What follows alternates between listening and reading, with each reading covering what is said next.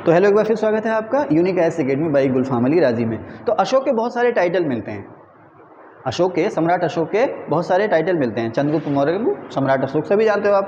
तो रुक्मिनदेही अभिलेख में, नेपाल की तराई में रुक्मिनदेही या निगलीवा या निगाली सागर अभिलेख में अशोक को कहा गया है, अशोक ने महात्मा बुद्ध को कहा है शाक्य मुनि। अशोक ने, अशोक को कहा नहीं, अशोक को नहीं कहा गया, अशोक ने महात्मा बुद्ध को कहा है शाक्य मुनि। इसी अभिलेख में, रुक्मिनदेही अभिलेख में अशोक को कहा गया है प्रियदर्शी। टाइटल की बात करें ना, तो रुक्मिनदेही या निगलीवा या निगाली सागर में अशोक ने महात्मा बुद्ध को कहा है शाक्य मुनि। को कहता ना कि चूंकि यहाँ शाक्य मुनि का जन्म हुआ था इसलिए यहाँ पर कर की दर घटाई जाती है। इसी अभिलेख में अशोक को कहा गया प्रियदर्शी, यानी कि जो बहुत खूबसूरत दिखाई देता हो, है ना।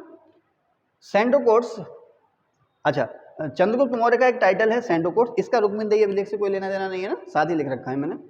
चंद्रगुप्त मौर्य का एक टाइटल है सैंडोकोट्स और अशोक का टाइटल है एंडोकोट्स। यूनानी इतिहासकारों ने अशोक को कहा है एंडोकोट्स और चंद्रगुप्त मौर्य को कहा है सैंडोकोट्स। इसका ध्यान रखना है, ठीक है। अच्छा, जो एक सिंगसेन नाम का जैन ग्रंथ है, सिंगसेन नाम का जैन धर्म ग्रंथ है, उसमें बिंदुसार को कहा गया है बिंदुसार को जैन ग्रंथों में कहा गया है सिंगसेन। बिंदुसार कौन था? चंद्रगुप्त मौर्य का बेटा। तो जैन ग्रंथों में बिंदुसार को कहा गया है सिंगसेन। ओके, उसी तरह से जो यूनानी इतिहासकार हैं, जो यूनानी यात्री या इतिहासकार हैं, उन्होंने बिंदुसार को कहा है अमित्रोचेट्स, और हिंदी में इसका एक, संस्कृत में इसका एक नाम आ जाता है अमित्रघात। यूनानी राइटर्स ने बिंदुसार को कहा है, क्या कहा है? अमित्रोचेट्स या अमित्रघात, यानी कि अमित्र माने जो शत्रु हो, घात माने नुकसान पहुंचाने वाला, है ना, शत्रुओं का नाश करने वाला। मास्की शिलालेख में जो अशोक है उसने खुद को कहा है बुद्ध शाक्य। मास्की कहाँ है? कर्नाटक में। कर्नाटक के कौन से जिले में राबिया?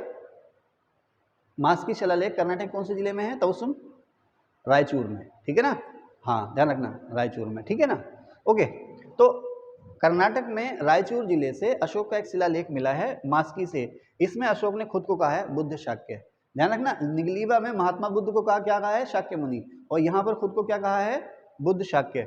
भाब्रू शिलालेख में अशोक ने अपने आप को कहा है प्रियदर्शी, यानी कि जो बहुत सुंदर दिखता हो।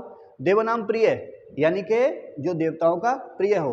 और प्रियदर्शी को एक जगह और भी पढ़ते हैं हम, प्रियदर्शी या प्रियदर्शी दोनों एक ही है। कहाँ पर कहा है इसने अपने आप को? प्रियदर्शी, देवनाम प्रिय, भब्रू में। किसने कहा है अपने आप को? अशोक ने, ठीक है।